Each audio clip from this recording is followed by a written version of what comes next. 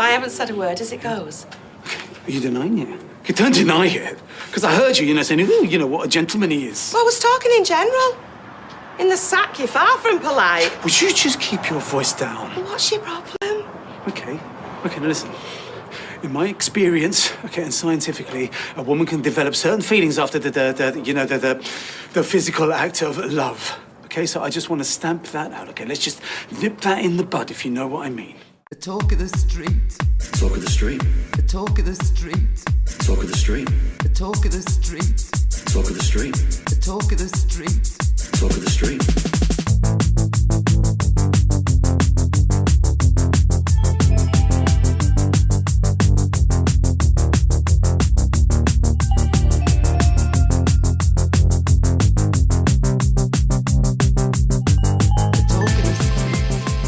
Hello and welcome to episode 158 of The Talk of the Street, an unofficial Coronation Street Catcher podcast. It was on a Zoom meeting at work when Tyrone walked into the shop wearing a shirt that once sat on this very desk. I'm Gavin.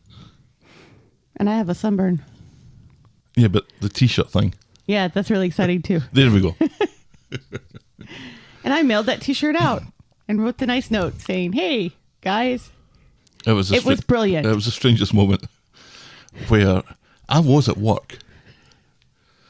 And I'm in a meeting. Also watching Coronation Street. Well, it's on. I wasn't listening to it. I couldn't hear it because I was in a meeting. Yeah, you had the subtitles on. So he walks in. And it's at the point now where we weren't even... I'd kind of forgotten. Yeah. We'd mentioned it a few weeks ago. I had worried that, in hindsight, I had worried that perhaps he wouldn't be able to wear it because it's got Sparty from Michigan State University on it and everything, and there may be issues. It's a stylized version of Sparty, though. It's not the logo.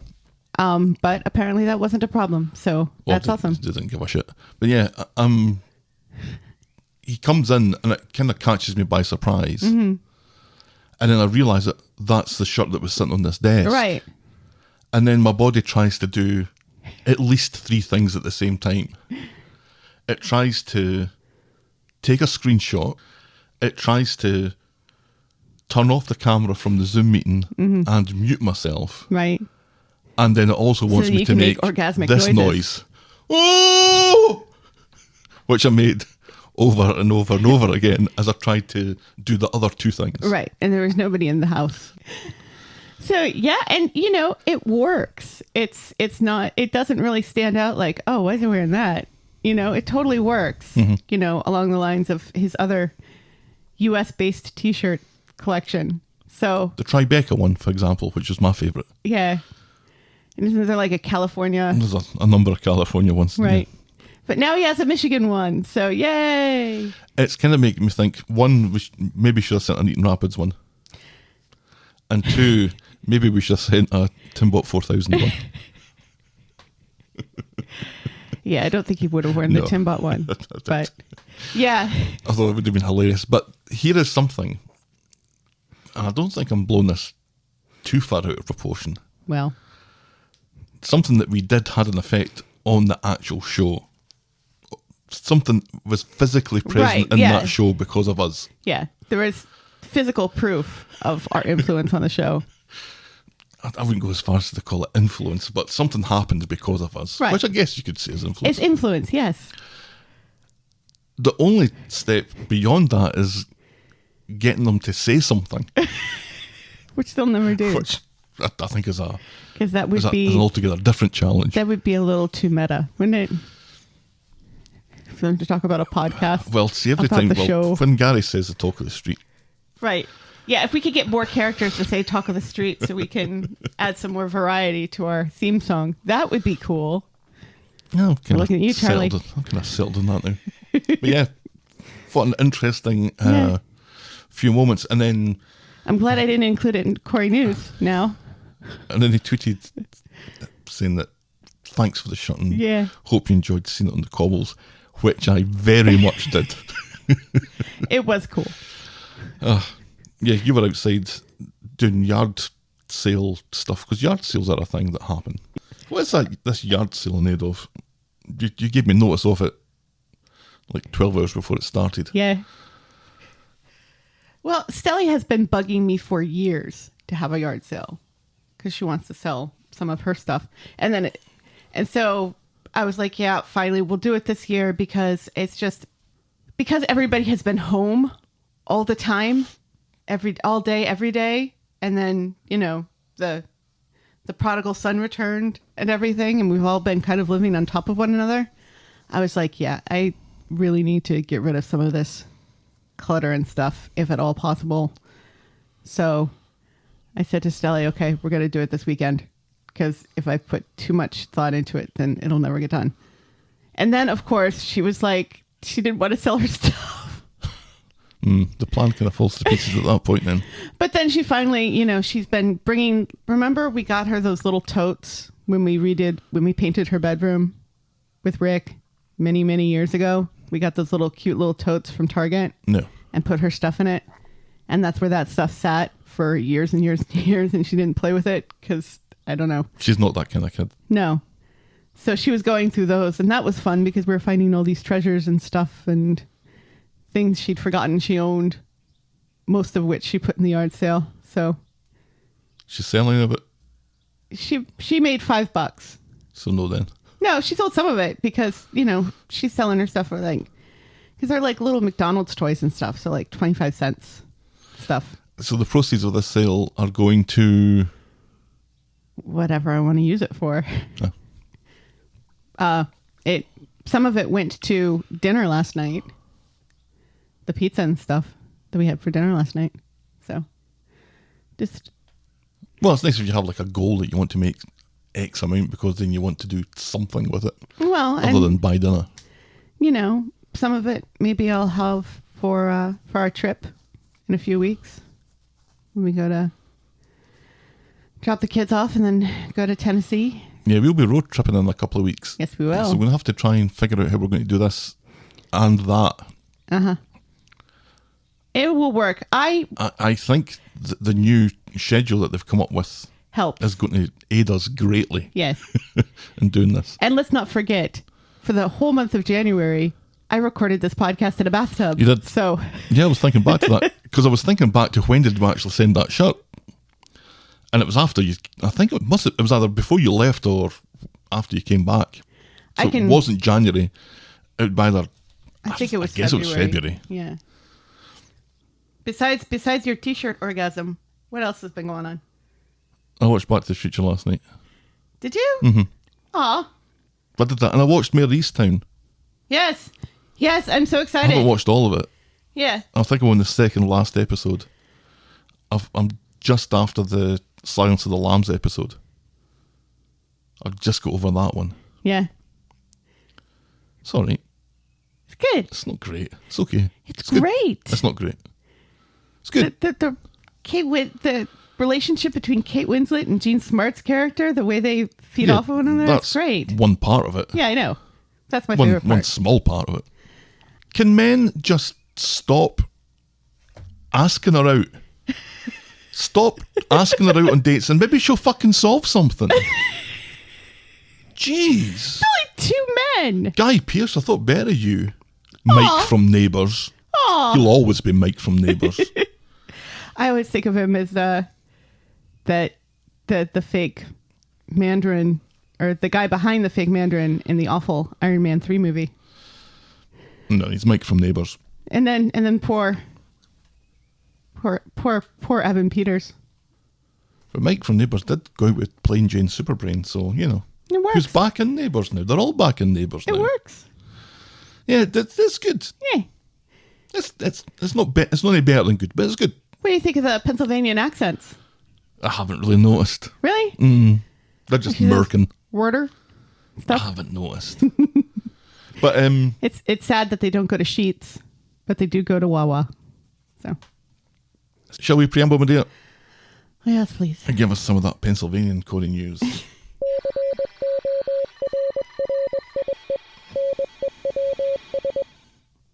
It has been confirmed that Frida Burgess, she what's married to R. Norris, will be returning to the show to offer advice to Gemma and Chesney on their son Aled, which we sort of got the preamble to the whole Aled being a storyline again thing this week. They remembered that Gemma had kids, and they remembered that one of them was deaf. Right, yes. So, who is also deaf. Big day in the writer's room. Yes. She's deaf in real life, though, right? I don't know. I think so. Sadly, it seems Riz Ahmed was not available. Sound of Metal joke. Sound of Metal. Like one of my favorite movies from last year. We get it. Yeah. Well, you get it. Shows used to do this sort of thing, though. Uh-huh. I'm sure Happy Days must have done it. What? Because it completely jumped the shark. Mm-hmm. Like it literally jumped the shark because that's where the term comes from. But they would get, if it was running, they would get Riz Ahmed to come in and be the deaf guy, and then the audience would be applauding. Right. If somebody was learning how to play the drums, right, they'd get Riz Lars Ahmed. Ulrich or something from Metallica, who just so happens to be coming down Coronation Street. Right. Oh, yeah, I'll teach you how to play the drums, says Lars Yeah, I Ulrich. just happened to be in town because we're on tour, you know. We're playing The bistro at 7:30 tonight. It's like a Scooby-Doo episode where the Harlem Globetrotters just Right. happened to be Exactly. in the bus in front of them. And it all comes back to South Park, because there was a South Park episode where Korn were in it. And they were the Scooby-Doo Right. kind of thing. Anyway. Ye Frida. Yes. Yay, Frida. So, no Norris, though, because he retired. Yeah. So, And isn't deaf. that might be an awkward conversation. Anyway, former Corey star Shubna Gulati, who played Dev's wife Sunita, has revealed this week that she's been suffering with long COVID. She also contracted pneumonia as a result of COVID-19. So we wish her good health and speedy recovery than what she's been dealing with. So that's two former cast members now who've talked openly about their long It's been COVID. at least 3 weeks since you mentioned the other one. Yeah. What's his name? Charlie Condu. Yes. The only reason his name is in my head is because he's just a recurring thing on Corey News. It feels like we've been... I shouldn't be laughing. It No. feels like we've been monitoring his progress Yes. throughout this entire pandemic. Right, yes. He's like the control through the last 14 months. Okay, well seen, Charlie. And we end this morning with a puppy watch update. Do, bark, bark. Do, bark, bark. Quite weak on Corey News Mountain. This is like Proper the most news. important news of the week. Okay? Okay, I love those Charlie's puppies. dogs. Yes. but not like that. Jelly DeMello has revealed that Toto's 7 puppies have left the nest to begin their guide dog training. Oh, they're guide dog puppies? Yes. Could they be any cuter? Remember, the last litter was also became guide dogs. This seems to be a thing that he does I think I was... because he is an angel I think I was sent from pleasantly heaven. surprised about that the last time as well. Guide dog puppies. Right. There is nothing cuter. No. We wish every success to Hazel, Bertha, Susan, Monty, Stella, Daisy, and especially Keith Go, in Keith. their new jobs. Go, Keith. Go, Keith. Yeah, he also revealed that he didn't start posting pictures of the puppies and everything until after they'd left because apparently there's been a lot of dog napping. Really? In the UK during COVID and lockdown and stuff. So I don't know. I guess Cruella de Vil is once again raging around the streets of London, and Oh god, that's Emma Stone in it next it's week. Emma Stone in it now. No, in Coronation Street. Oh yes, Emma Stone is going to be in Coronation Street next. Yeah, I'm just in town. I've got a Her gig and at the Emma bistro at Thompson. 7:30 supporting Metallica. Yeah, I've got some new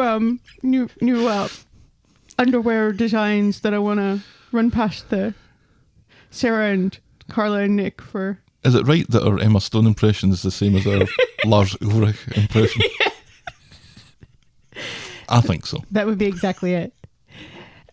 I've heard mixed reviews on the Cruella movie. Apparently, there are some people up in arms because she's actually the devil and stuff, and how dare people expecting a lighthearted family comedy.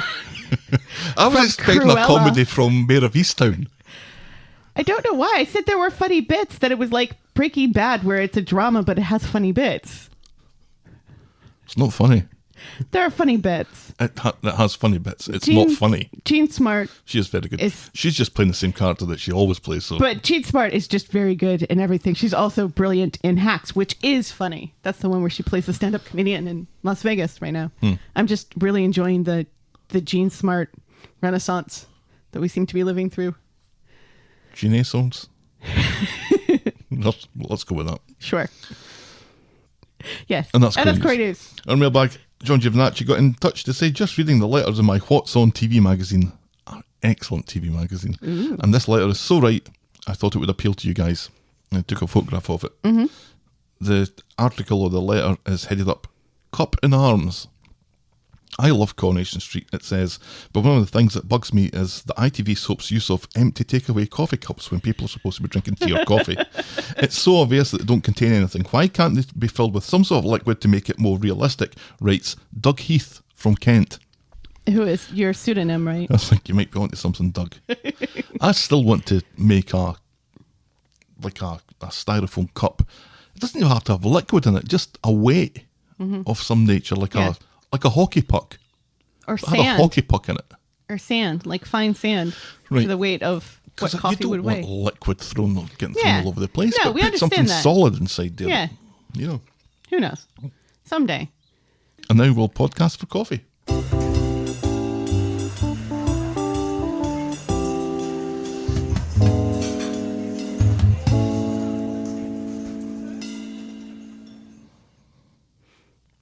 I've been watching a lot of videos this week on music theory. Mm-hmm. And I heard something that sounded a little bit like the start to that. Mm-hmm. And I thought I always went from a C to a C augmented. Mm-hmm. But I don't. It turns out I go from a C to a C sharp diminished. Yes. That makes sense. I took music theory in university, so. Anyway, we're drinking our own coffees this week. No one bought them. Nobody bought coffee for us this week. Just their own coffees. That's sad. So you're using your Talk of the Street cup. Yep. Yeah. I've got my Eleanor Roosevelt cup. Is that what that is? Yeah, this is That's a big old mug. This is I have a firm belief in the ability and power of women to achieve. That's why it's a big mug, because it's got a lot of words to fit on there. Yes. Mm-hmm. You know, it's also a big mug. The SpongeBob one I got you. You got me? Yeah. You never told me that. I don't think I did. No, you didn't. So I showed it to Stelly, and she was unimpressed. I was like, look, I got this for you guys to use when you do the podcast, that Mr. Gav can drink his coffee while he's doing the podcast with a SpongeBob cup. I mean, it's for the house, obviously, but I bought it with you in mind, and the SpongeBob podcast, which is on hiatus. Not in mind far enough for you to tell me right enough, but still, it's appreciated. I'm very bad at communicating with you these days. So yeah, no coffees this week, which is fine. But there is, I have to say, on ko-fi.com, ko-fi.com/the Talk of Street. That's where you can go to buy us a coffee. Mm-hmm. We'll be very appreciative. Yes. We'll give you a shout out. But even if you don't want to buy us a coffee, go there anyway. I do a weekly blog after the show, a kind of DVD extra. Ooh. So, no charge. Mm-hmm. Don't have to buy us a coffee. Go read the blog post. Mm-hmm. Someone described it as being at least worth looking at. So, you know. If See, I didn't even know that this was a thing, so we're even. There you go. And now, this.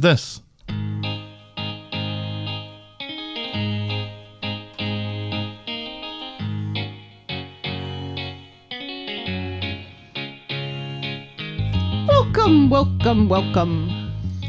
Welcome to Last Year Tonight with me, John Oliver. Just enough time to quickly talk about crime-fighting solicitors. Did Adam and Imran start fighting crimes?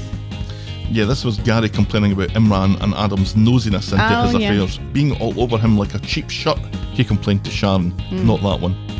Yeah. I was Gavin and you were wishing everyone Happy Pride Month. Oh, yes. I think we did that last week, so we're all set. If we didn't, Happy Pride Month. Yes. This was 2020 level 6, and I was home until September. We were at 500 Twitter followers. The year before we were at 200. Mm-hmm. How many do we have now? 950, 960, wow. something like that. Nice. Seems to double each year. Mm-hmm. Seems to be the way it's going. Yasmin is due to make her plea, and Alia makes one last effort to talk her gran out of pleading guilty. Sally and Eileen both come to the conclusion that Tim's dad is one for the watching. Dev can't afford private education and speed dial takeaways. There are no shortage of men looking to creep on poor Kelly the Chin, whose mother is back on the scene with a brand new house that isn't as far away as Gary had anticipated. Leanne is worried about Oliver smashing bricks. Daniel has a stellar story about avocados that he'd like to share. With Johnny gone, Carla is inundated with mysterious strangers who know more about her than she knows about them. This was... Scott. And what possible nickname could we come up with for the new Scottish character? Our moment of the week was Alia and Yasmin. Why are you crying scene? Why are you not crying? That was very good. Yeah, And yeah, the that boring was moment of the oofy. week was Daniel And going his on avocados. about avocados. Correct, well remembered. And that was Coronation Street and the talk of the street this time last year. Woohoo. Shall we dive Yes, in, please. my dear? Our first storyline this morning is Peter's liver. I'd just like to say I enjoyed pretty much everything this week. Yeah, it was a good week. It was a really good week. It was a good week. I'm not 100% behind stuff that happens in two of the other storylines, but this storyline was just perfect all the way through. The Peter's liver one? Yes. At Roy's Rolls, new Shona has an observation for Peter. No offence, pal, but you're looking like death warmed up.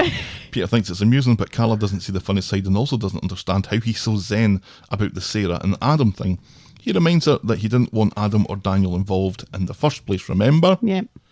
We do remember. We do remember. Adam and Sarah walking back to work. He's not looking forward to the conversation he's going to have with Daniel later. I dare say no one looks forward to a conversation with Daniel.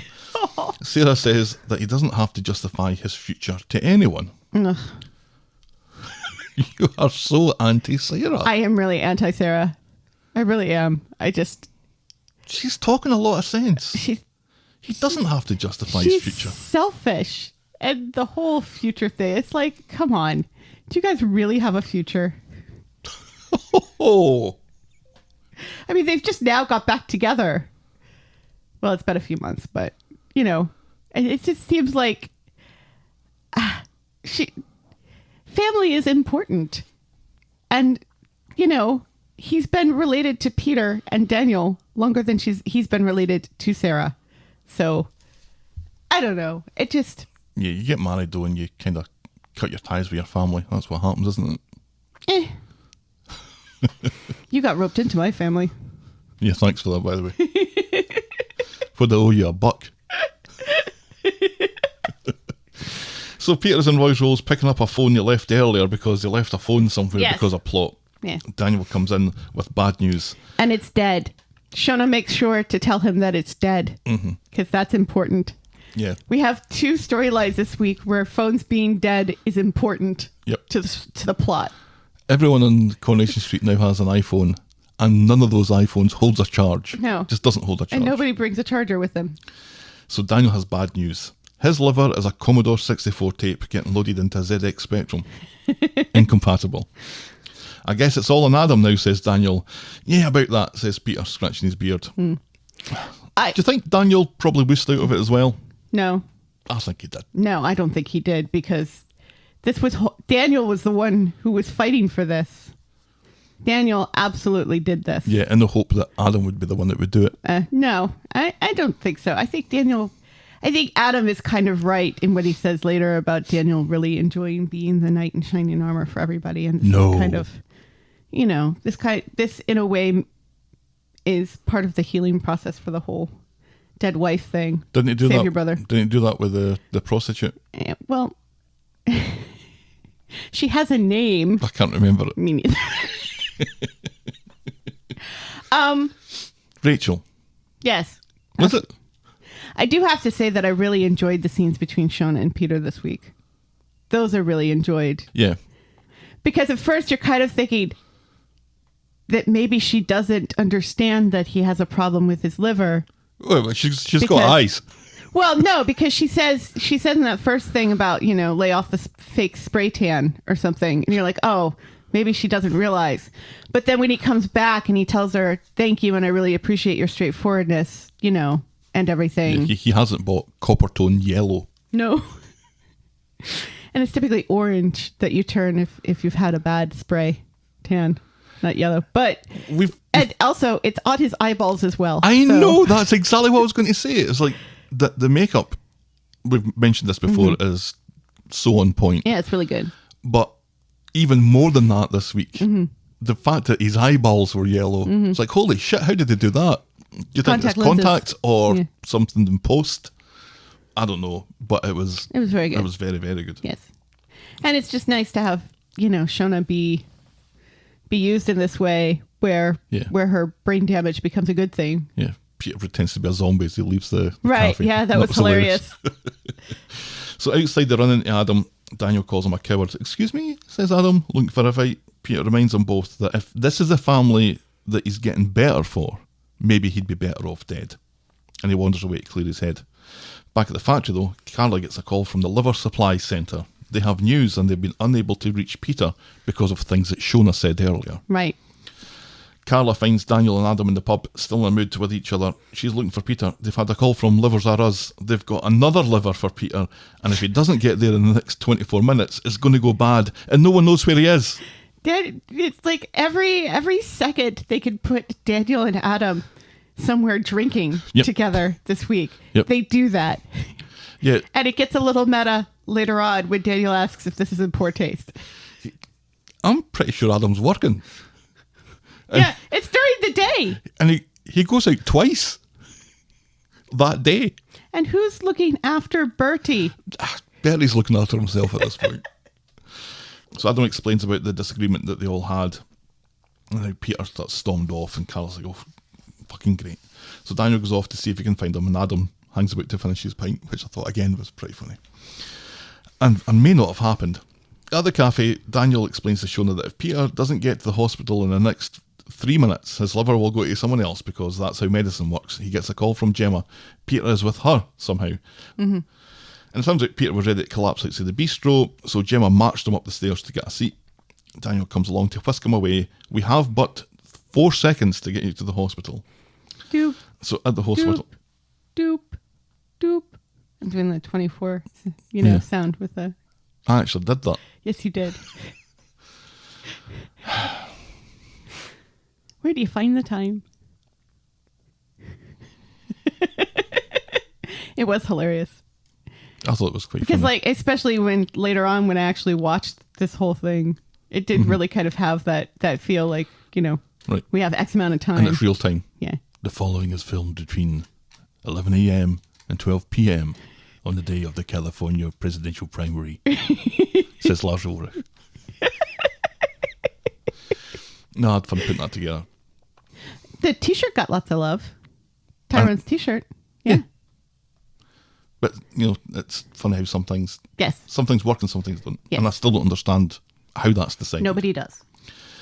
So, at the hospital, Daniel has spoken to Ken, who is doing cartwheels, apparently. Sure. Peter's worried that he's going to be taken before Carla can get there, but Peter's still wearing his outside coat and sitting in a waiting room, so I think you've got some time yet. He needs Adam and Daniel to be together in case he doesn't pull through. And later, in bed, in the hospital bed, Peter is talking to Carla about getting his scar tattooed in Barcelona and then going shopping. Then Peter's medical team come in to whisk him away for his awaiting liver. I'm here for you, says Carla. Yeah, that was nice. Talking about, because that's something I have always kind of wanted to do, is get a tattoo over the large scar on my abdomen from my cancer surgery. But then you were very sweet and you said to me that, I shouldn't cover up my battle scars. I don't cover up your battle scars, and plus it's looking great. Get a tattoo there by all means, but don't get it to cover something up. Right. Adam and Peter are day drinking again, this time at the bistro, which is worrying that they're spreading it out so they don't seem to be in the one place for as long as they are. Adam explains how much Peter has been a constant in his life, a walking disaster. Yeah, well, maybe then you should do something for that constant in your life, Mr. Adam. A walking disaster, but loyal, and he never judges because he's always done worse himself. He's sure the operation will be a success. He'll be a great dad and uncle. You forgot husband, says Daniel. Drink up, says Adam. At the hospital, while everyone waits for news, Daniel corrects the grammar on the posters in the waiting room with his grammar correcting pen. I actually kind of liked that because it is something that I've wanted to do a time or two. Yeah. It's always apostrophes. It's the your and your thing, which I hate. We all do it. Every now and again, one of them slips out. And sometimes, But not like that. and sometimes, autocorrect does it, Yes. and it shouldn't. Like constantly with the word "were," autocorrect is constantly changing it to "we're" on me, and it's like, why? Sunday. Were is also a word. Sunday. It never wants to spell Sunday. It wants to call it sub-day. It's not just me. It wants to put in sub-day, whatever the fuck that is. I know. That's the weirdest when it wants to change it to something that nobody would ever say. It says, you didn't mean Sunday there, which is actually a thing. You must have meant sub-day, Yes. which isn't a thing. And we never, ever, ever mean duck. Never. Never. So, the doctors later, for some reason, they tell Daniel the good news Right. rather than Carla. Coming But in anyway, and talking to Carla. the Maybe surgeons- because then there would be too many people in a room together. well, make that person Carla then. Right. Who knows? The surgeons are quietly optimistic that the surgery has been a great success. Then on Wednesday, we don't really see very much on Wednesday. No. There's just one scene outside the tram station for some reason where Carla asks Sarah for some extra time off. Take all the time you need, says Sarah. In fact, maybe after this Lucas thing, it's probably better that you don't bother coming back at all. Yeah, because Nick should be back now that That thing isn't is a thing anymore. resolved. Carla wonders if this is because of Lucas's treachery or her getting her hold of Adam. Sarah kind of ignores it and tells her that her P45 is in the post. And that's that. Mm-hmm. If I was a fan of Peter and Carla, and I'm not a fan, Right. I think I'd be quite pissed off about that. Well, there's lots of other stuff to get to, and Yeah, but they don't care about that. and he's in recovery, so I mean, he's going to be in that hospital bed for a while. So I think we were due at least a scene of Peter coming round and Carla being there, just to finish that bit off. what did you think of Peter's doodles for his tattoo?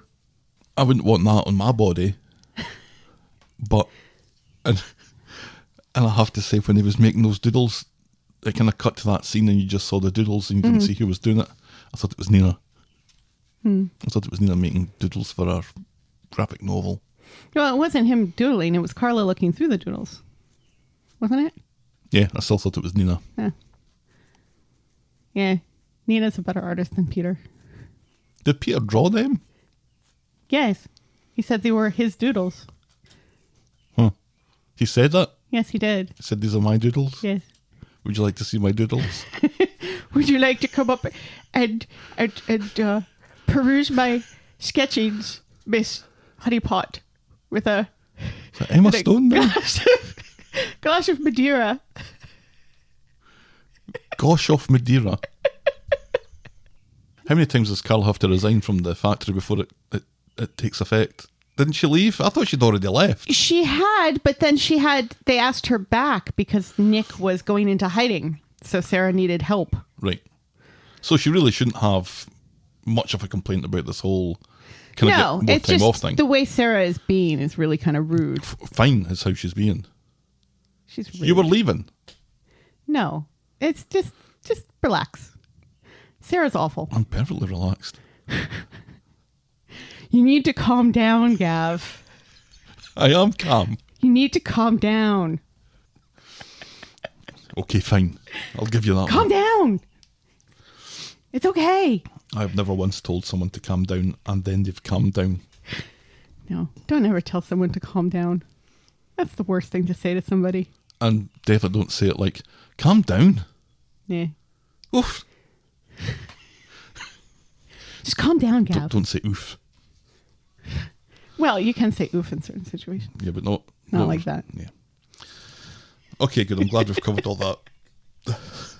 I saw some interesting speculation, though, of maybe this will end up being rejected and Adam will end up being the donor after all.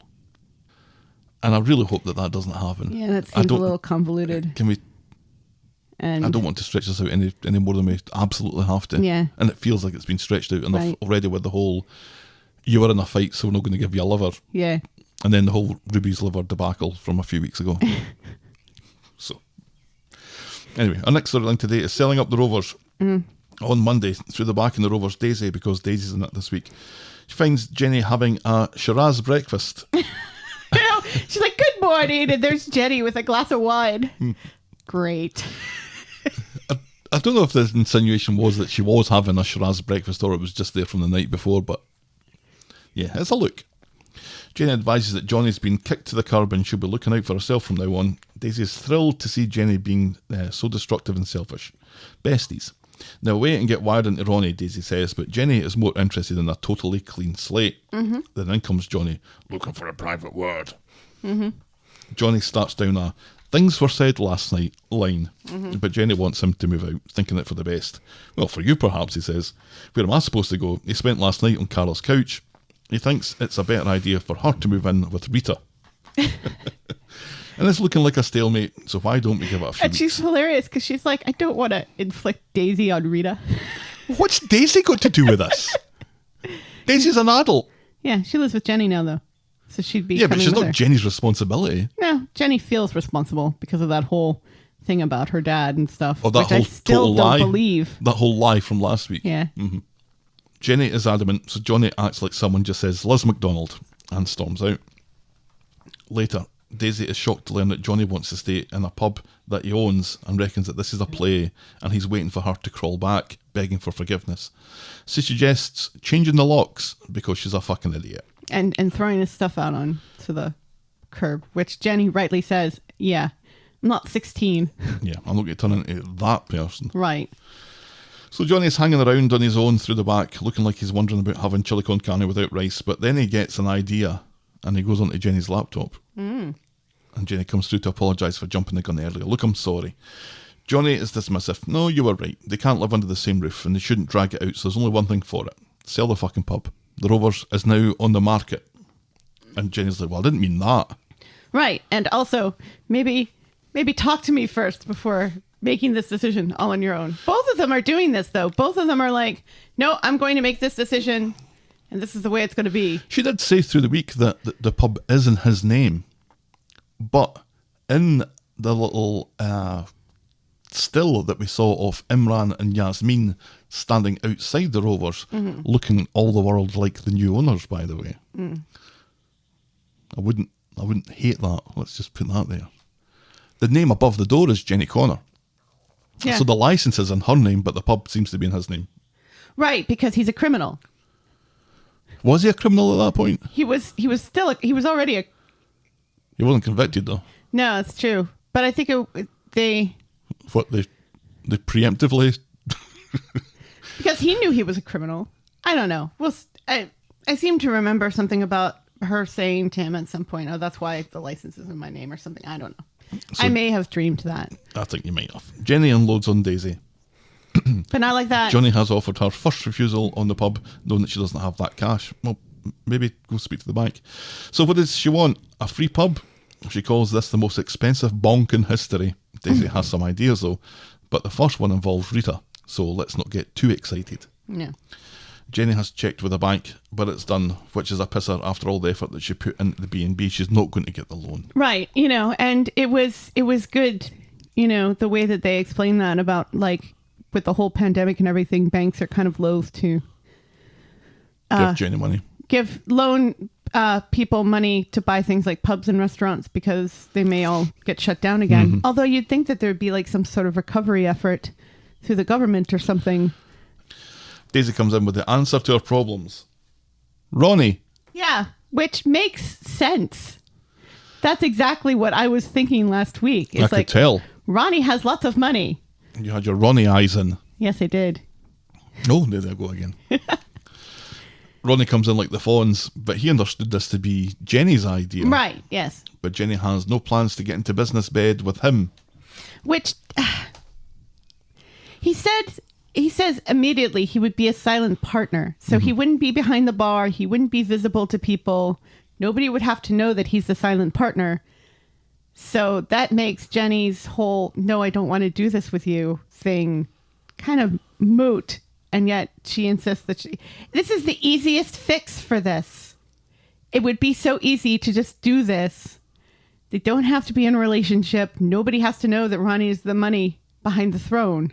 So I was really kind of sad that Jenny kind of just turns this down outright. Well, it's a kind of principle thing, isn't it? She just doesn't want... It's like if she doesn't have anything to do with him, then that didn't happen. And she's kind of happy, like she said to Daisy, to turn a completely clean slate. Because Daisy's all... I understand why she marry doesn't... Ronnie now. I completely understand why she doesn't want to date Ronnie. I get that 100%. But if she really cares about keeping the pub, which I'm not quite sure she does care about keeping the pub. She wants a B&B. That was her baby. Yeah, but there seems to be aspects of her this week that just wants to be completely done with all of this and just go away somewhere else. Later, Daisy apologises for her amateur hour theatrics, but she hates hearing Jenny talk like she's thrown in the towel. Jenny promises that she hasn't, and they're not on the streets yet. On Wednesday at the pub, Maria and Fiz are gossiping with Daisy about the Rovers sale. They speculate over who will buy it. A .com millionaire, suggests Fiz, from 2003. Yes, with chiseled good looks and everything, who has a thing for fiery redheads. Mm-hmm. And then Daisy says something about, or brunettes, and Fiz is like, eh. Yeah, seldom, you're not right. pro. Daisy reckons that she and Sean will be okay because of double glammy. Ryan's got speed dial, and Maria's quick to remind us all of Ryan's DJing. Right. It's Gemma that Fiz feels sorry for what we're having. 5 mouths to feed. Right. And Chesney. Emma and Sean turn up for their shift and see the for sale sign outside the Rovers. Jenny invites them in for a staff meeting to explain everything. So she explains about her and Johnny in the pub and hopes that the new owners will keep them all on, which typically tends to happen. Right. But then they don't know that they're in a soap opera. Daisy is thankful for double glammy and thinks that Jenny... Why does she keep saying that she's thankful for double glammy? How is she making money on double glammy? Not only is she makes making money, she claims to be making a ton of money out of double glammy. Yeah. And she thinks that Jenny would be a great salesperson for them. Sean is appalled, but Jenny couldn't be less interested no matter what happens. End of an era, says Sean, and he calls Jenny the best boss ever. Aw. Who was boss when Sean was homeless? I can't remember. Didn't Jenny fire Sean for stealing vodka? Yes. Best boss ever. Yep. Daisy is through the back of the Rovers, shipping off double glammy stuff to homeless Carol. In comes Sean, not best pleased to see that Daisy is playing the con again, and he tries to distance Carol from it again. But once again, Carol takes it personally, and Daisy thinks that Carol has the potential to be a top seller. Sean insists that they've sold out of all the products anyway, so tough titty for the pair of you. And later, privately, Daisy wants a word with Sean. She's checked and they've not sold out of everything. And she says that Sean is either threatened or being a snob. And he's like, me a snob? Flounce. He explains that he doesn't want to screw over Carol like he did to Gemma. So Daisy tells him to mentor her instead and help her become a success. And this Sean's works. Like, The fact that he's like so concerned about Carol, and then all it takes is for Daisy to say, well, then you should mentor her so she becomes better, for him to just turn around completely. Just, which also makes it further your fault if it all goes tits up. I don't expect much from Sean. I don't. Nobody does. But I expected more than this. You know? I expected him to say, you're just saying that so that we can rope her in this pyramid scheme so you and I make more money. He's so riddled with self-doubt. It's crippling. That a Welshman he doesn't know and Daisy are able to talk him round. Yeah, it's crazy. On Friday at the Rovers, Jenny had a call from Johnny to let her know that there's a viewing organised for later. She complains to Daisy, who offers to show the prospective buyer around, and Jenny thinks this is a great idea. So Daisy is showing a Welshman around, but why are there so many Welsh people in this show all of a sudden? Well, it's like every time we turn around, it's another Welshman. There's never two at the same time. There's never two talking to each other. Maybe they're all the same one. It is a version of the Bechdel test. If a show has a named Welshman talking to another named Welshman. It's the Sir Anthony Hopkins test. It's a Jones the test. Coronation Street this week fails the Jones the test. Well, technically, all of Gemma's kids are Welsh. And did this Welshman talk to them? No. Coronation Street fails, Jones the test. So the back room stinks, but no, really stinks. And Daisy's kind of blaming some nappy stuff and blaming some body guttering odor or whatever. Yeah, they get a But it's poor like, clientele. It smells like shit. And Daisy said, look, I'm going to have to come clean with you. There's a problem with a sewer pipe. It's ready to collapse. It caused a sinkhole across the street, but that's just a coincidence. And the Welshman says, I've smelt enough. And he leaves. I like that she incorporates the sinkhole into all of this. Just one person remembers the sinkhole. Yes. Jenny gets back to the pub, which we learn is stinking of old prawns. Daisy claims that she retrieved some of them. They'd already turned bad and she got them back out the garbage. It's like, have you ever heard that urban legend about the woman who lost her house to her husband in a divorce? And like before she left, she filled like the curtain rods with shrimp, and it starts to stink, and the husband and the new wife go crazy, like, and spend thousands of dollars trying to get rid of the smell, and they can't. So finally they sell the house to the ex-wife, and she's able to just like throw away the curtain rods, and that's it, and she gets the house cheap. That's it. It reminded me of that because of the whole shrimp thing, using shrimp to stink someone out. Daisy claims to be raking it in with double glammy and just wants to put enough people off so that they can buy the pub themselves. Johnny is not getting to chuck you out of your own pub, she says. And that's as far as we get with that this week. Yeah. So yeah, this double glammy thing does seem to be a bit of a money spinner for Daisy, although we never actually see her sell any of it, which is good because it's not interesting. She seems to be able to talk people into selling it for her. You know, she seems to really excel at what a whole pyramid scheme is. She's the Bernie Madoff of the show. Is Daisy evil? Discuss. She's the new Tracy. Now that Tracy's gotten old and softened and married Steve. I expect Daisy to murder someone eventually. Yeah. I don't mind her. I know you don't. I can't take to her at all. And I'm not meant to. Right. Yeah, I don't like her. She's not a good person. But her brand of evil, I think, really works for the show, and it adds something to the show to have like this recurring character who's kind of devious and selfish and tricky. You know, I think she fills a hole in the show that hasn't really been filled very well by anybody else pretending to be a villain. You know, she's a better villain than Gary. She hasn't even killed anybody yet because she has the right mentality to be evil, whereas Gary's more of an anti-villain or an anti-hero villain sort of thing. I don't even know if Gary's that. You know, he does bad things, but he does bad things for good reasons or for reasons he thinks are good. You know, whereas Daisy is out for herself. Gary is never out for himself. Gary is a victim of circumstance. That's it. Well, the roof was not a circumstance. Well, it was a circumstance. He didn't mean for it to. Right, but he didn't have to go up there and loosen it up. No. By hitting it with a sledgehammer a few times. Anyway. I don't even think it was a sledgehammer. I think it was a piece of metal. Anyway. An iron bar did all that damage. Daisy doesn't do anything if it doesn't help Daisy. Right, yeah. Yes. And you need somebody like that on the show. And it used to be Tracy, but it's not Tracy because Tracy cares about Amy and Steve. And occasionally I guess it's nice to have someone like that, someone that you can boo from the from the sidelines. Yes. And she's really good at mustache twirling. She does it well. She does. I've practically had to invent a whole new category of 2-second smile fade just to accommodate her. It's Hope that wins it this week, by the way. Well, yes.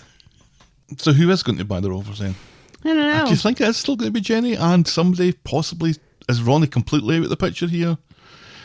I don't know if he is, because the way that kind of jumps up as being the obvious answer and then fizzles seemingly immediately kind of puts a question to me that perhaps this isn't.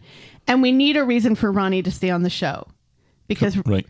I presume we're keeping him. Ronnie, out of all of the Baileys, is the member of the Bailey family that gets used the most for some reason. He's the best Bailey. Let's face it. He really is.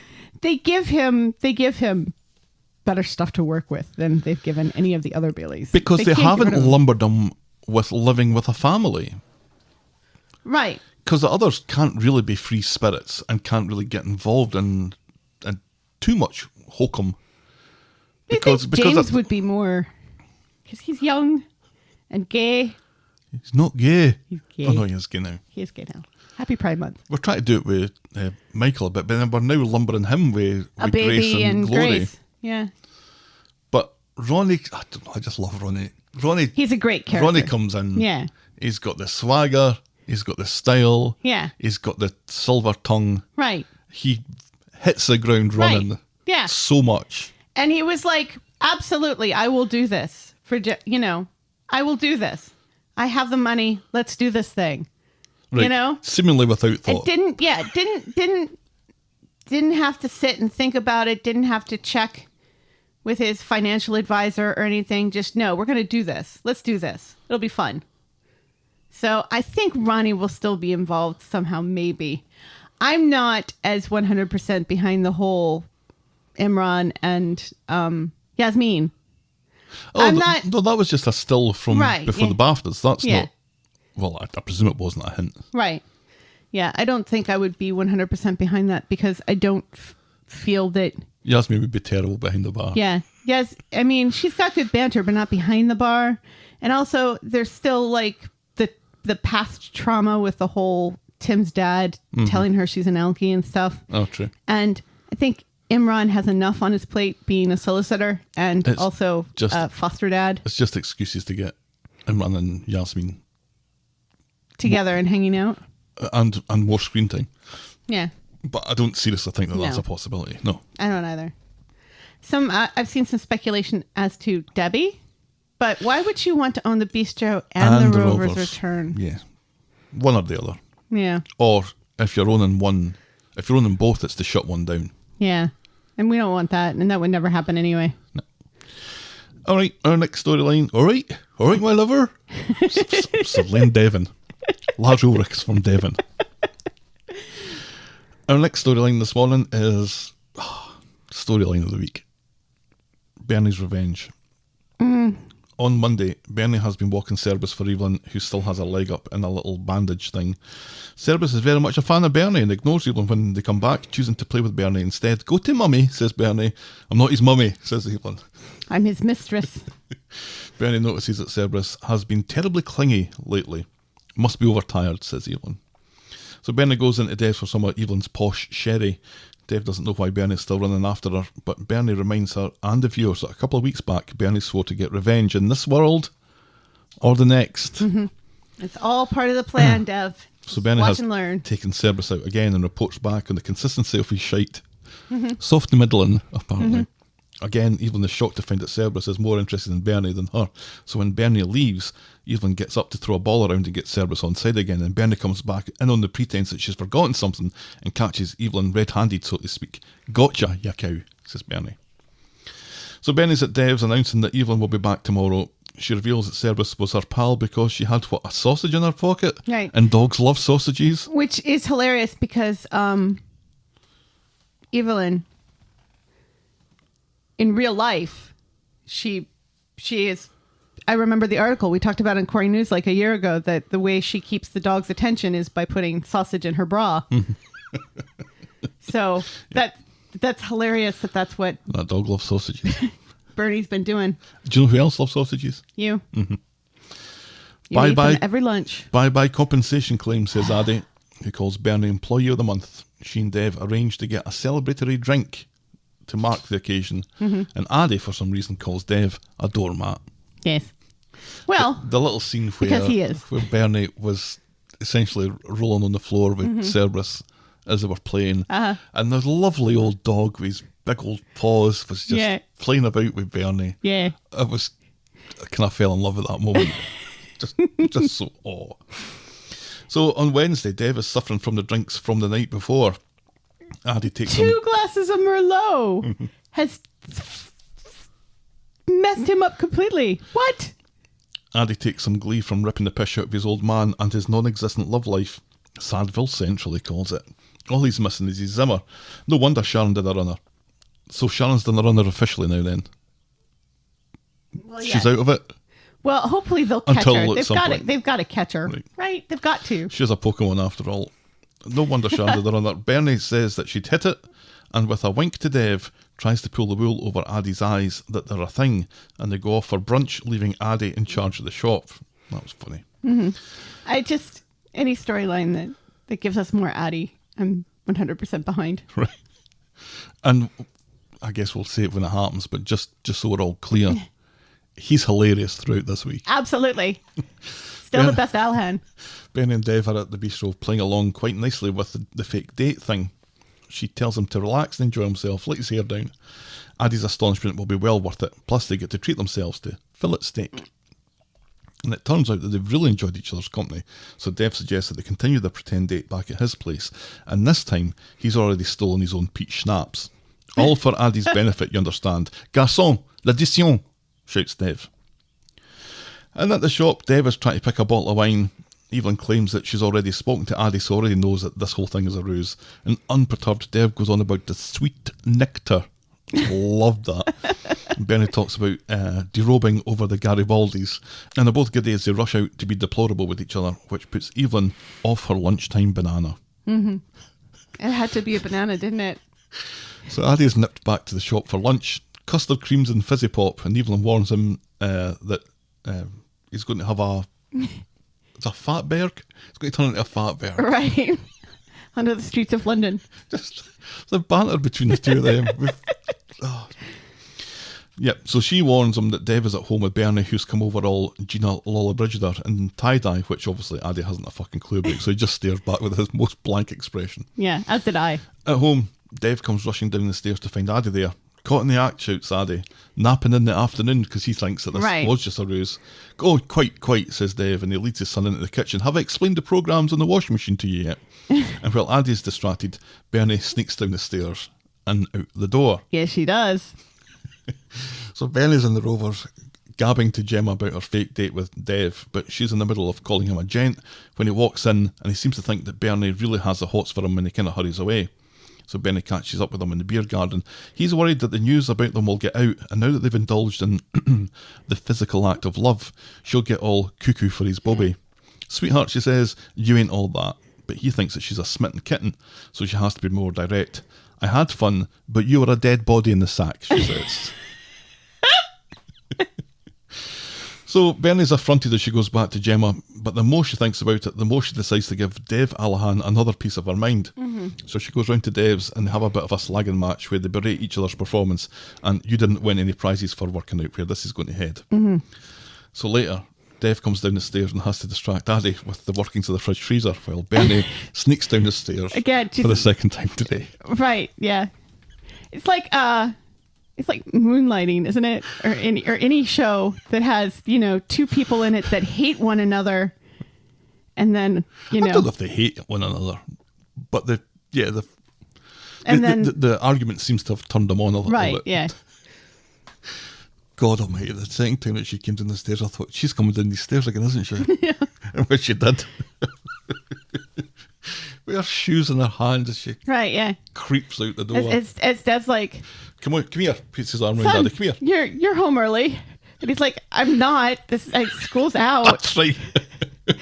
and then he talks about how he's worried about Asha and another storyline, and Dev seems really distracted and stuff, and he's like, Dad, are you listening? He's like, all right, yeah, come to the kitchen while I clean up and tell me all about it. So on Friday, Aadi comes back home after forgetting his basketball kit to find Bernie in one of Dev's shirts with a breakfast tray and dishevelled hair. It's not what it looks like, she says. That was funny. So Dev hurries down the stairs, traumatised on behalf of his son. You should be at school, he says. Trust me, says Aadi, I wish I was. Bernie insists that they were working on the kebab shop rota. She doesn't know how Dev manages to fit it all in. But not like that. And Dev but absolutely like that. And Dev begins to cry as Aadi rushes away. Aadi's explained what happened with Dev to Asha, who doesn't really need the details. Mary comes out the florist and picks up on this and seems somewhat crushed to learn that Dev got his hold of Bernie last night. Multiple times. Right. So later, Mary catches Bernie outside the kebab shop. She accuses her of getting a hold of Dev so she can slack off at work. Bernie suggests that Mary fancies some herself, but Mary insists her only concern is the twins. Bernie says that Dev was quite taken with her twins. And Steve, who is passing, makes an incredible Muppet face while Mary throws up in her mouth a wee bit. So Bernie gets home and she's whistling Sex Bomb. Ches isn't pleased that she's shagging the boss. She explains it's just friends with benefits, but Gemma reckons that her mum really is a smitten kitten. And later, Bernie goes back to see Mary, explains that she's a lover, not a fighter, and apologises for earlier. Mary accepts. Harsh words were said on both sides, she says. If you're serious about Dev, then I withdraw my concerns. Right. People find love in the oddest of places, says Mary, and then she goes back to work, and Bernie's like, what the fuck was that all about? Right. Well, because Gemma is there too, and Gemma says something to Mary about the fact that maybe Bernie has feelings, does actually have feelings for Dev. And so Mary's like, well, if that's the case, then... And which was kind of disappointing because I was like, oh, yes, this is the thing that's going to finally get Mary and Dev together romantically, which they've been denying for years. I think it would be a step back if that was to happen. They've been kind of she's been the kind of nanny for too long. She already has that role. Sound of Music. I think it would be a too much of a jolt for her to become romantically involved with Dev. We need to match her up with somebody else. So the Rovers, Steve and Dev, are playing cards with their back to the door so they don't see Mary come in. Steve explains what he overheard earlier and thinks that Bernie was bragging about being his girl, and Dev scoffs. YH, she's not my girlfriend, and he just had his beer goggles on. Steve sympathises, he's been there. And they continue to be kind of nasty about Bernie. Yeah. And Mary is appalled. Right. And quietly leaves, and that's as far as we get with that this week. Yeah. There's much to like about this storyline. It was enormous fun. It was, it was fun until it wasn't. You know, at the end there, yeah. Yeah. I think it would be much, much more interesting if Dev was a smitten kitten in this situation, as opposed to Bernie. Yeah. That would be much more interesting, less problematic, and I think a lot more fun because it's kind of... I didn't like... There was insinuation the whole way through that Bernie is the gross thing in this story. You know? That if Aadi had caught his dad with anyone else, he wouldn't be as appalled. Right. And I'm not a huge fan of that. Don't spoil this for me. It's my job to spoil things for you. So, and this just, it feels like a story we've seen before. It's very Pygmalion, isn't it? In fact, doesn't somebody... Not expecting that from a Corey podcast. And in fact, there was a reference to Henry Higgins. Only she says Dr. Dolittle and Aadi says, no, you mean Henry Higgins. Or maybe it was Evelyn who said, no, you mean Henry Higgins. But Bernie calls, like right on the nose, calls or accuses Dev of being a Dr. Dolittle. And they say, no, you mean Henry Higgins. I think I agree. I think if Bernie was such a award-winning lover that Dev can now see no other. Right. That Bernie has spoiled other women for Dev. Yeah. I think that would be better. Or that he's attracted to her for other reasons besides just being good in bed. Yeah. There has to be some kind of initial spark, right? Because the two of them aren't romantically connected. Because there does seem to be some sort of spark there because you don't have, even in this enlightened day and age, you don't have sex with someone that you don't have some sort of attraction to. They're not going to be yelling at each other and then go to bed just because. I guess. I think though this week in particular has really done its best to sell this version of Bernie to the audience. Whereas before, if you remember when she left for a while, because she was this kind of confused mess of a character. Right. Nobody really knew what she was. She was this kind of star child, but she was a bit on the take as well. Right. And then she was also selling Gemma's pee. Right. And there was all these conflicting parts to her character that we complained about. She still kind of seems to be like the devious schemer, with the whole sausage thing. She has her moments. So that's still definitely an aspect of her character. But when she came back after that and then became the kind of more caring, family-oriented person, and she was looking after Gemma, and she was trying to do her best by Paul and make all that Kel thing right. Right. And she became a more likeable character at that point for me anyway. Right. And I think at this point now she's kind of becoming more of just a kind of side character and a supporting role to the family, to Ches and to Gemma, and kind of being in her own right. And it was, I thought it was very interesting to see, and it was a wonderful reminder of what a great comedy actor she is, because she had some absolute storming lines that she delivered. And her timing is really perfectly. good. Yeah, Right. she's a great comedic actor. But, and I think the whole diva, even when she's being a good mother, finally being a good mother to Gemma and everything and helping with the quads and everything, she's still, slacking off work with Kathy and going to, and convincing Kathy that Tracy is stealing money and stuff. So that aspect of her character is still there. We just haven't gotten to see her do a scheme in a while. Mm-hmm. So that thing with Kathy wasn't a scheme. I don't know what she was at there, but it was of that character aspect of her to always suspect the worst of people, right? And while also being loyal to her friends. I think that's always been, the whole Star Child thing fizzled very quickly, and I'm kind of glad that I'm glad it did. Yeah, it didn't work. Yeah, it didn't work with the other aspects of the personality at all. Right. So, I don't know. I like that she's getting more to do. I like that Dev is finally getting his hole. Because it's been a long time since he and what's her name broke up, because he was a snob to her too. Remember, this is an aspect of his character.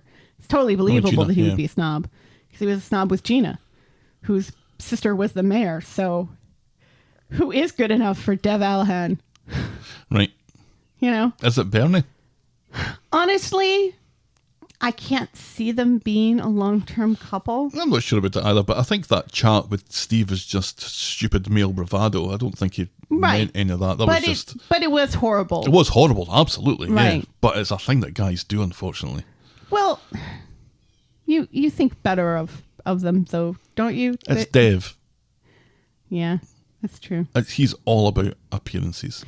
And, the energy that the two of them give off when they're on screen together does feel more comedic than, say, the energy we were seeing between Ronnie and Jenny, where we called it weeks in advance that those two were totally going to get it on. Right. We don't see that kind of energy from Dev and Bernie. No, the energy that Jenny and Ronnie were bringing forced me to do a Southern gentleman accent, if you remember. I'm not saying it's as bad as the bad chemistry between Craig and Faye. Oh, no, this isn't bad chemistry. But it's different chemistry. Mm-hmm. Our next storyline today is pop art. On Monday. That was kind of funny as well. Well, but I have a complaint. Again, aspects of the storyline are funny, and I liked them. And other aspects, I wonder if we shared the aspect that we're not. Anything. I'm confused by something. We'll get to that. Yeah. On Monday at the factory, Sarah tells Carla that they need a new machinist. Carla is still butthurt from last week and lays it on thick about Peter being knocking on Death's door, and Sarah has threatened her present. Big wow, says Sarah. What storyline is that? And that shouldn't be there. Right. But this is explaining why they need a machinist. Oh, yes. Right. So it is meant to be there. Alina is at the garage with Tyrone's lunchtime sandwiches. This I wasn't that keen about, because Alina's just now become a younger Fiz delivering the sandwiches. And also, she's become something that she wasn't. This is what my problem is. Before. All of a sudden, she's. What has happened to Alina? A ditz. All of a sudden, she's just like. Ross from Friends. Giggling all the time and cuckoo and airheaded and. can't think on her own. Now, I don't think we've seen the inner workings of an Alina relationship before. I don't remember very much about her time with Seb, fleeting as it was. Right. So this might be the first time we've seen how an Alina relationship works, where she becomes this, like you said. She was never like this with Seb. I mean, I agree we didn't really get to see too much of their relationship, but the bits we saw of their relationship, she was not like this at all. And just her whole demeanor. Well, it gets worse. So it does. It really gets worse. Shows up to kill the mood and to make sure that he's okay to look after the kids later. They're looking forward to spending time with Daddy. He says he is too, but then he tells Alina that he has a shift at Dev's later. So ignoring everything that Fiz said about the kids looking forward to Daddy time, Alina says that she'll look after them. So Alina overhears Sarah cold calling for a machinist and suggests Fiz. Fiz thinks that you're the Antichrist, says Sarah, but Alina says that was all in the past and she's even babysitting the girls later that Fiz doesn't know about. Well, if you're sure it's okay, says Sarah, who doesn't give two fucks about whether it was okay for Paul when she hired Todd the prick. At the flat, Hope is going through Alina's makeup and asks for eyelash extensions. Ty is rushing out the door but says it's fine whatever, despite Alina thinking that she's too young. Right. Do whatever you think's right, says Ty. And he leaves and Alina suggests calling Fiz, but Hope insists that Fiz won't care, but if it's an issue, don't worry. I'd probably be a right minger with false eyelashes anyway, says Hope. Okay, fine, says a gutted Alina, while Hope does a 2-second smile fade. Right, and this does not make any sense at all because Alina was the one who says she's too young for eyelash extensions. And Ty says, do what you think is right. Well, Ty's not listening. Right, he's not, but also he does say, do what you think is right. So if Alina in the very beginning says she's too young for eyelash extensions, Hope pretending to be sad and thinking that she's ugly should not be enough to get Alina to change her mind about her being too young for eyelash extensions. And yet. And yet she does, and not just any eyelash extensions. Fiz and Gemma are at the bistro chatting to Izzy on FaceTime. Izzy's clearly drunk. In comes Sarah and offers Fiz the job, flexible hours around the furniture thing and the kids. Fiz is pickled tink until Sarah lets slip that this was all Alina's bright idea. So Fiz goes to pick up the girls, unimpressed that Tyrone isn't there, and Ruby has locked herself in the toilet. Apparently this is what Ruby does now. Yeah, it's a game, and she's not really locked in. But this is just an excuse to not have Ruby in the shot. Yeah. And that Alina is arranging pity jobs for her. She's even less impressed to see that Alina has glued fancy eyelash extensions onto Hope. Pink ones. And they're semi-permanent. Fiz thinks it's child abuse. Tyrone comes in and Fiz can't believe that he's let his kid be done up like Love Island. What were you thinking? He says to Alina. Right. Well, I wasn't thinking anything. You said this was fine, basically. Right. But see, this is the whole thing. She says in the beginning, well, she's too young. She gets talked into it, but then she doesn't get like ones that you put on and then you take off at the end of the night. She does like these heavy duty ones and then they're pink. They're not even, normal eyelash color. So she goes from one extreme to the other for no reason. Right. And this is infuriating. Alina points out that he said it was okay, and besides, Hope said everything was okay as well. Tyrone wonders if Alina would be the same if Hope said it was okay to mainline heroin. Look, pal, says There's Alina. A bit of a difference between makeup and heroin. I'm Tyrone. stuck here looking after your fucking kids while you're away pretending to be a delivery boy, and Fiz is getting wasted in the Rovers. They fall out, but then Alina wants to get her hole, so that's what happens, and everything's fine. And that's kind of weird as well, because the two of them are arguing, and she says, basically, you fancy getting your hole? Right, yeah, the best part of arguing is the make-up sex. Right. Sort of thing. And I guess, but the fact... She's young, right? Right, she's young. Well, I mean... Yeah. You don't have to be young to enjoy makeup sex. But that quickly? You enjoy being angry for a little bit longer than that, I think. I don't know. We've seen evidence that they have been going at it like rabbits before this. Do they have anything else other than this, though? It really doesn't feel like they do, which means... They're incompatible. This relationship's not going to last very long. No. And Ty has destroyed his whole life for nothing. Right. That wall she did last week is gone, isn't it? No, it's behind things. You can still see the... what was the bird food?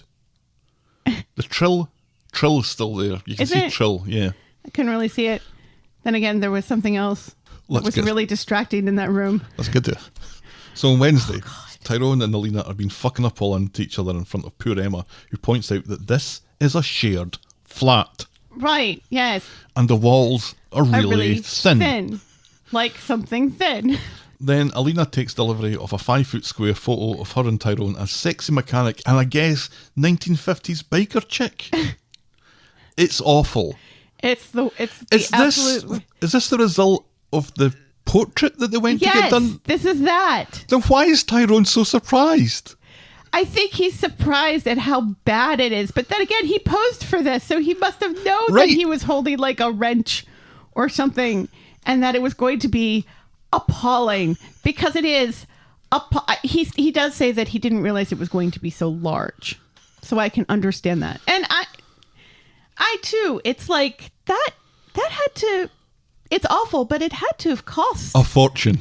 A lot of money. It's 5 foot square. It's about as tall as she is. Right. It had to have cost a lot of money. And, you know, they've been complaining about money and he's got to take the second job and everything. And she seems, and this is, again, another thing that kind of seems out of the character of the Alina we know is that she got her she bought with his money that expensive coffee maker. And then he bought those expensive glasses for her for the coffee maker. And now this. I seem to remember when she was with Seb that she didn't want him spending lots of money on her and that and right enough, she'd just come out of like this traumatic experience and everything. But she seemed a lot more sensible when it came to finances and things. She seemed, because of circumstance, a very grounded individual. Right. And now that's just flown out the window. Right. Because plot. So Emma and Tyrone can't hide their hatred of it, and Alina thinks it's the best thing that she's ever seen. Ronnie's at the garage with Tyrone when Alina comes by and lays on the lovey-dovey stuff thick, telling Ty that she's making toad up your hole again, and that she'll be wearing the heels from the photo if he squeezes himself into those jeans. Off she goes and Ronnie laughs. Fucking hell, Ty, that looks like hard work. Then along comes Fiz to kill the mood and demand 40 quid in their bank account from him by the end of the day for stuff for the girls. Then she heads off to the pub with Maria. Back at the flat, Emma's trying to catch up on her lost sleep, but the massive photo of Tyrone is staring at her, so she goes to throw a towel over it as Alina comes home. Why is she sleeping on the couch? She wanted to just sit and watch a box set and nap, she said. So she's in the living room doing that.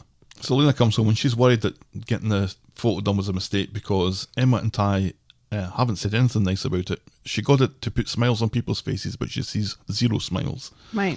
And Emma pretends that she thought there was yogurt, that yogurt splattered from the couch all the way. Emma calls it modern art and quickly leaves.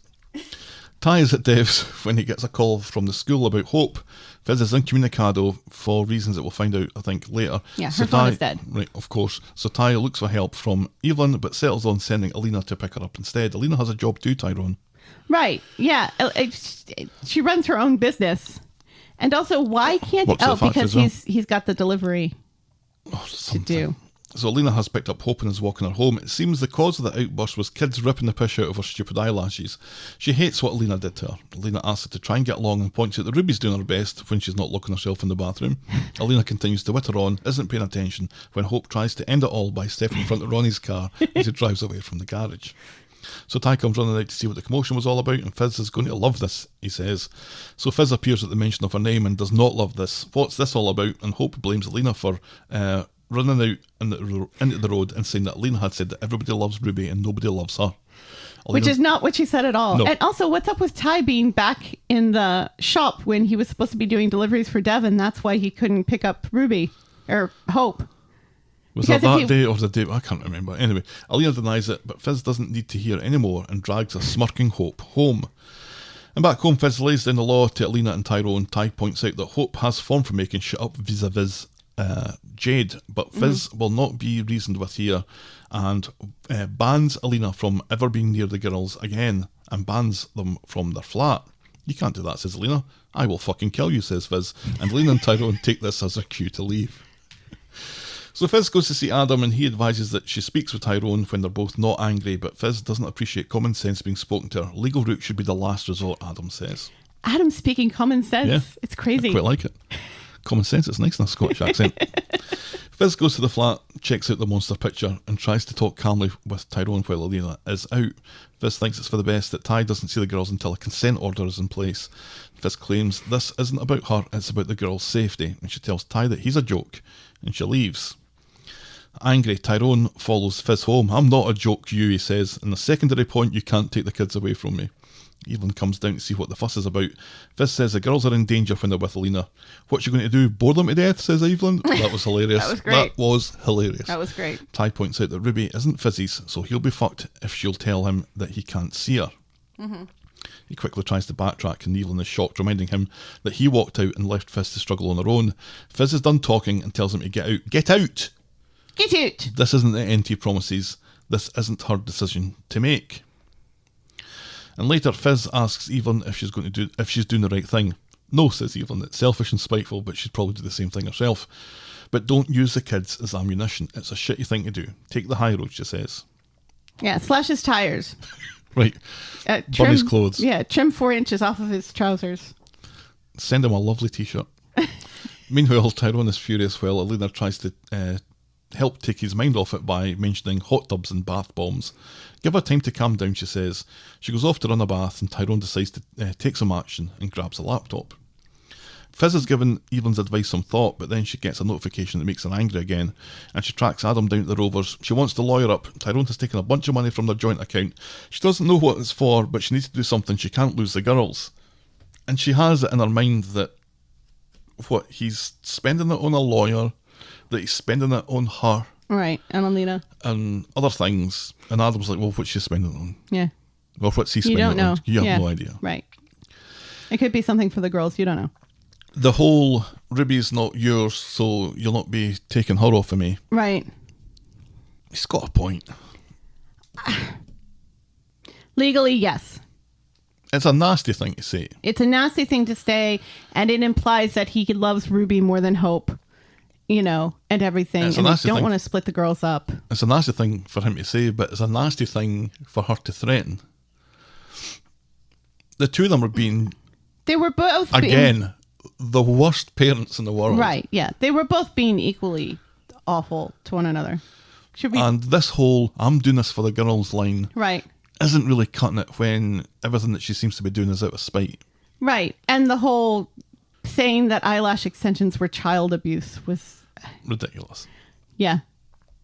Although it was kind of stupid. Well, it was stupid, but it wasn't child abuse. No, it wasn't child abuse. And it was blown far, far too out of proportion. Mm-hmm.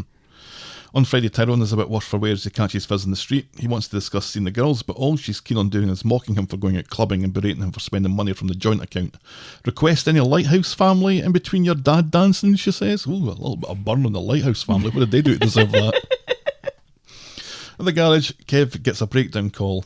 Ty says that he'll get it, but Kev points out that he's stinking the booze. Ty explains, look, I'm fine, just someone spilt a drink down my shirt. And he slept in his clothes. Mm-hmm. And didn't have time to put on a clean shirt. Right, and he says it so often that I start to believe it. Kev remarks that now that Ty is in his 40s, nights out can have a more lasting effect. I'm not fucking 40, says Ty, and he goes off to get the breakdown thing.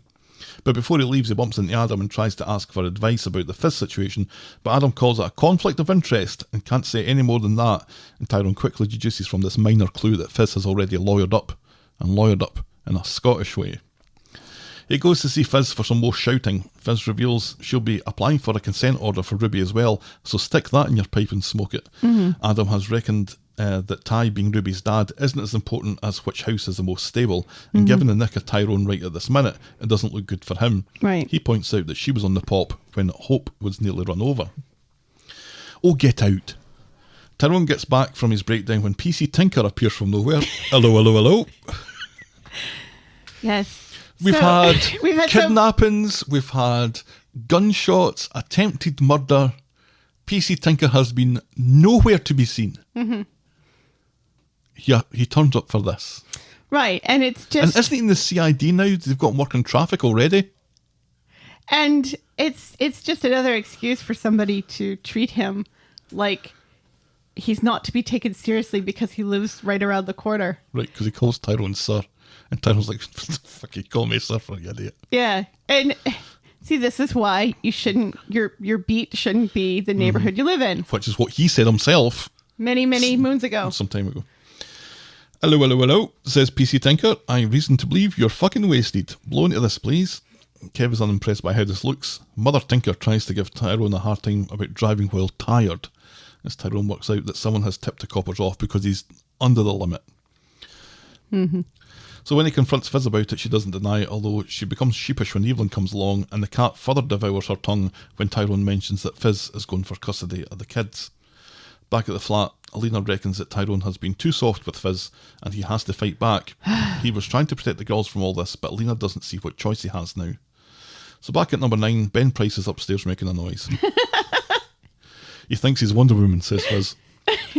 Evelyn, though, has found something that she can only describe as a dossier on everything that Alina and Tyrone have done wrong. Fiz is so consumed with anger because she still loves Tyrone, and this is killing her. I really felt for her at this point. Evelyn sympathises with a story about a friend who got cheated on that's clearly about her. Mm-hmm. She advises Fiz to write her own happy ending and move on. Well done, Evelyn. Yes. Tyrone's wearing a very snazzy Michigan State t-shirt, just because, when he goes round to see Fiz for another fight, but she takes the wind out of his sails. She won't be lawyering up or applying for custody after all. She wants all the rowing to stop. He can see the girls whenever he likes, so Tyrone calms. He won't be wanting to take Ruby away, and he'll be putting the money back in the account. He only took it out for the lawyer, he says. Right. So no harm done, says Evelyn. And she does the right thing here. She just shows him out. Uh-huh. That the business has been concluded. Yeah. Now we're done. Yes. Now it's time for you to go. Yes. And before something else is right. said. So her influence on this, let's not underestimate that. That two things really cooled this situation down and got it resolved. Evelyn telling her basically to let it go and write your own happy ending and all that sort of stuff. And two, I think that the green in Tyrone's shirt, Fiz found a very calming influence on the situation. It looked nice against the purple wall in the It back. really did, didn't it? Yeah. It's like they know what they're doing. It's lovely. So I was glad that this kind of came to this kind of conclusion. Yes. I'm not happy about the completely new personality they've given Alina. No. I think it's really irritating. Well, I'm just confused by it.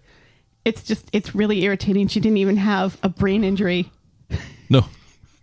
So it just... No, she's officially washed and shown her trademark.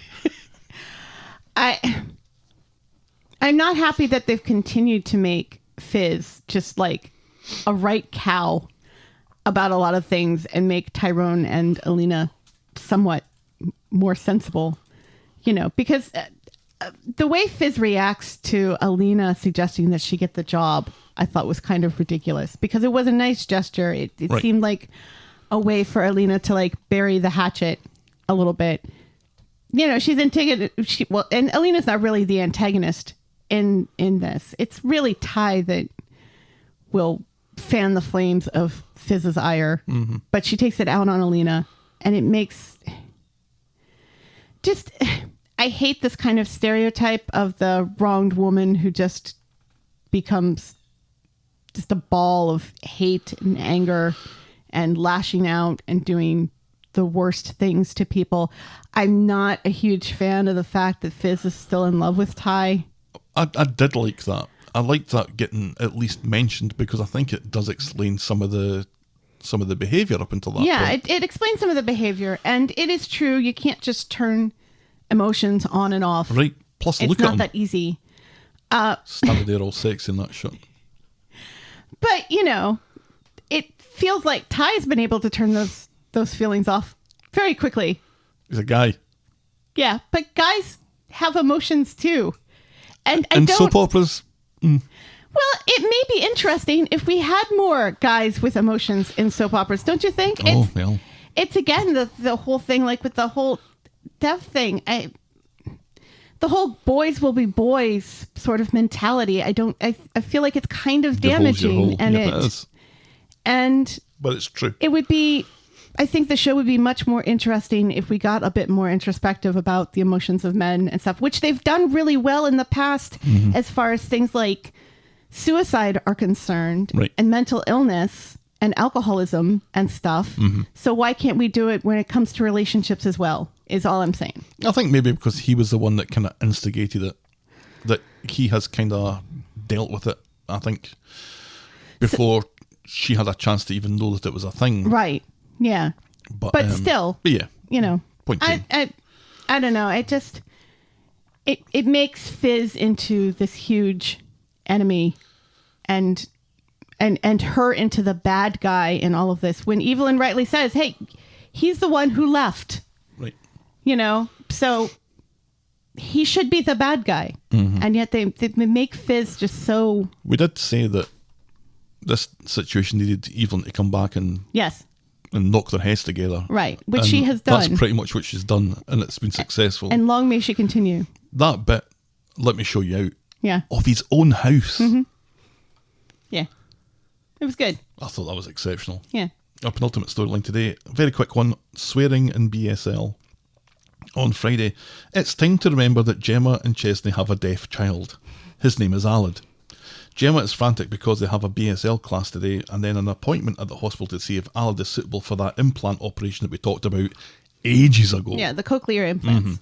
Which if you... I never heard BSL being referred to as BSL before. Yeah. ASL, sure, I've heard you say it a number of times. Yes. But I've never heard BSL before. Yes. I thought it was a driving school. And I seem to remember saying something about, you know, he should know ASL, and you were like, well, no, he shouldn't know ASL because it's Right. it's very What's similar, the sign but in the there American are language? there are differences. Language? Accent. Yes. Yeah. So, Gemma is out of her tits with worry while Chesney is far more laissez-faire about it. And he And fucks keeps off to telling work. her to calm down, which makes me want to take a hatchet to his head. Later, Chesney gets home to find Gemma flustered trying to find the link to the BSL class because it's online, obviously. Right, yeah. Luckily, Chesney, a man, can work the technology. Gemma just doesn't want Alad to miss out. And the fact that he's like, oh, no, you need to calm down about this, when he's the one who's like frantic with worry about Bernie and Dev getting it on. Right, for no real reason that's No. any of his business. Just that he's worried that if it goes south, that Dev will The take it out relationship on the will be- whole family. Right. Yeah, but he's more concerned about that than taking care of his, being able to communicate with his deaf son. Yeah, don't worry, Chesney. The only time that Dev's going to fire you is when you steal money from him. But then he'll hire you back. Right. So Because Chesney it was for a good reason. thinks the class went well, but Gemma has decided to be worried about everything, and so is worried that she won't be able to pick it up. Ches points out that her swearing is miles ahead of his, and there's I haven't that's made cute. notes of it, but there's lovely little bits kind of scattered through this storyline and the kind of tail end of the Dev one, where you see Gemma doing little bits of practicing the sign language, and she makes kind of she does some of it as she's saying things. That is kind of throwaway and you don't really notice until you remember this is what she's doing. Right. I thought that was a lovely little touch. Yeah, it's really nice. Yep. Nice to have them back again. And nice to have, because we haven't seen these kids in 14 Right. months. They must be like, what, 5 by now? Yeah, I will be, I'm really hoping that they really do a good job as far as talking about cochlear implants and the pros and cons, and that being a member of the deaf community doesn't necessarily mean that, you know, people in the deaf community, the majority of them don't feel like they have a disability necessarily, you know, that they're just differently abled and it's fine to be deaf. You don't have to fix me, you know. And again, you know, I think that was really well presented in the fantastic Oscar-nominated movie, The Sound of Metal, last year. Because remember when he got the cochlear implants? Just fucking marry that movie, jeez. Remember when he got the cochlear implants, you could, you know, it really did a really good representation about how sound, people think that it's just this miracle thing and then the sound is the same as sound is to you and I. And it really isn't, you know, because it's not really sound. It's the brain getting tricked into thinking that it hears sound and stuff. And it's permanent because they take stuff out of your ears and there's no going back. So I hope that they really explore that. And it kind of feels like with Frida coming back that they are going to explore that more, you know, and get a better understanding about what it means to be a member of the deaf community. Our final storyline today is Nina off the rails on the booze. On Monday at home, Abby learns that ITV Corey has been charged Another personality change. with Moida and GBH, and the bail hearing is this afternoon. She's not sure she did the right thing by calling an ambulance last week, but Kev says this way they get justice. And later we find out that the police frogmen haven't found ITV Corey's bag after all.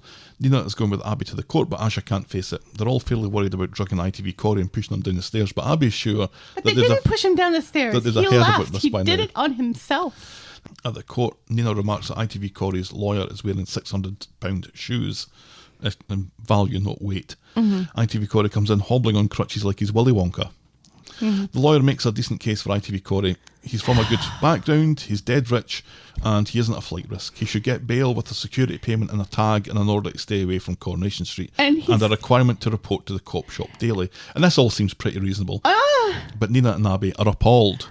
And as am I, and the fact that she goes on and on about, oh, he's got so many prospects and we don't really want this to damage his life forever and everything. When he killed someone, it reminded me Yes. of Brock Turner. Yes. The rapist who was caught in the act of raping someone. But he was a really good swimmer. So. Oh, he's a really good swimmer, and he's got his whole life ahead of him. So the judge went easy on him, and it's just. Yeah. I know these things happen in real life because I just gave a real life example, but just hearing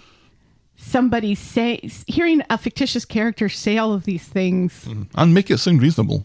right, when it's really not. At speed dial, Nina and Abby are discussing the state of affairs. Nina is sure that they have a strong case. Ash and Aadi come along. Oh, that's my alarm going off. So it was horrible and triggering. Let me just finish my sentence. Ash and Aadi come along as Nina and Abby leave. Ash asks Nina to stay, hopes that they're square again. We are now, says Nina, but she leaves anyway. Yeah. On Wednesday, Nina asks to meet up with Asha and Speedal again. She feels like she's lost her mind. She's in so much pain. She's been blaming Asha, and all she feels is pain. Asha tries to say the right things, but Nina isn't ready to hear that what happened to Seb wasn't her fault. Asha doesn't think hiding who she is any answer to any of this. This isn't your fault, she insists again. Seb is dead because there were bastards in the world. Yes. Yay! Asha clearly wants to give Nina a hug, and Nina decides that it's best if she I goes. cheered that. I was like, oh, yes, finally. Yep. I'm hearing my own words being repeated back to me. On Friday, Billy is alive and well and chatting with Roy and Roy's Rose about Summer and how she seems to be all insular now and blames herself and how he doesn't know what to do even though this is his fucking job. Roy is in a similar boat with Nina, and Billy thinks it might be a great idea for Nina to talk to Summer, seeing as they're the same gender and they're both under 50. This is unquestionably a terrible idea. It's the worst idea. But Roy goes for it. Billy wants Nina To fix to Summer. reassure Summer that the death of her boyfriend wasn't Summer's fault because he's worried about Summer's feelings. Mm-hmm. Does not care about Nina's feelings. Billy is the worst person. He really is. And there's part of me later that is pissed off that Billy's sitting listening in on all this. But there's part of me that's thrilled by it because he needs Right. to hear this shit. He really does. Later, Nina is sketching her graphic novel again. Roy is very impressed and gently introduces Summer's state of mind into the conversation. Nina has no fucks to give about this, but Roy persists and wonders if she could talk to her. About what, says Nina. Roy says Summer is innocent, but Nina points out, well, she should pick her friends more carefully then. You can relate to her, says Roy, and you've both lost a father. Too many people have suffered so far. Fine, says Nina, but it's clear that she's not happy about this. Yeah, and Roy also points out that she's 16, and it's like, well, So, Roy has been out to get some stock and mentions how much Sarah is looking forward to Nina getting back to work at Underworld when she's ready. I'm ready, says Nina. right, she's more excited to go back to Right. Underworld than she is to being behind the Counter at Roy's Rolls. right. Roy is worried that it's too much pressure, but Nina insists she needs this. Then in comes Billy with Summer. Right, so Nina's about ready to rush off to go talk to Sarah, and that's the time that Right. Billy and Summer walk in and force this a her good to sit time? and stay. It's not a good time. It's never going to be a good time. Nina sits with a face like fucking thunder and glares at Summer. Can we hurry this up? Says Nina, I've got places to go.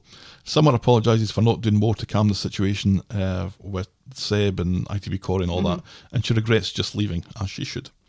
Billy, who's chosen to listen into this private conversation, assures Summer that she's been harsh on herself, isn't she? He says to Nina. But Nina is in no mood to dish out forgiveness, and it's not her job to make Summer feel better. She lost everything that night. Summer lost nothing, and Nina rushes away through the back. And she's right. She's absolutely right. And it's like, I I actually feel even less for Summer just going along with this. Right. Where's your fucking head? You're supposed to be clever. You're supposed to be sensible. Right. And you don't realise how bad this is, how terrible this is. A lot of Summer's cleverness seems to have gone away when she got a new head. Deb is practising a putt to win the corner shop open when Nina comes in looking for some cheap foddy. Deb doesn't want to sell her any. He thinks it would be a bad idea, but help yourself to some free chalkies. And he goes back to his putting, allowing Nina to steal a bottle from behind the counter and sneak out. And I didn't like that. I didn't like it either, and I didn't like that she was wearing a big jacket that's there so she can steal something. Right. It's so patronizing for Dev to be like, oh no, dear, you don't want alcohol. Go have some chocolate, little woman, and go back to, whatever you were doing. Or whatever. Yeah. I couldn't help thinking, would he say the same thing if it were Simon, say, or any other young man? Would he say, oh, I don't know if you want alcohol. Have some chocolate instead. They'd sell them the alcohol on the house. and some cigarettes at the same time. Right. Yeah. So it's just, it wasn't necessary. No. So she's back at Roy's Rolls and Roy apologises for creating that situation, as he absolutely should. All he's done is upset everyone. Yes, you're right, because you didn't think things through. Right, which is not... It's not really Roy It's either. not really Roy either. Nina has cooled and says that she was out of line and will go round to apologise to Summer. So she goes to do that, but she's pissed when she turns up and she tells Summer that she doesn't blame her, and she whips out the bottle. You wanted me to make you feel better? Well, let's do that. Then Asha arrives and thinks letting Nina let off steam is probably for the best. And later, Nina looks like she's finished the bottle. Summer, who has been complaining about the revision that she needs to do ahead of an exam, wants to throw Nina out because she needs to get an early night. Nina goes to chop a lemon and only succeeds in chopping her hand. Well, I think that about wraps up the evening, says Asha. Later loser, says Nina, and with her hand wrapped up, she leaves them to it. Summer wants to follow her, but Asha just says just better not to. Right. Yeah. Let's leave her to wander around with an open wound. Yeah. No biggie. During a pandemic. Nina has been to the off licence for wine, but seems to be heading home when she sees Roy and Billy chat about earlier outside Roy's Rolls. She turns round and takes a seat in the alleyway of doom and gets wired into a cheeky wee Bordeaux. On a piece of cardboard in the alley. Lovely stuff. And that's how we end this week's episodes. I hate this. What, Nina going off the rails? Yeah. I'm not against Nina going off the rails, but I'd like to see her go off the rails in a different way. Yes. Well, there's that. And also, if Nina was going to go off the rails, wouldn't she have done it Already? before Abby forgave her and she went to the funeral and got some closure and everything? And I think maybe the closure thing's done it.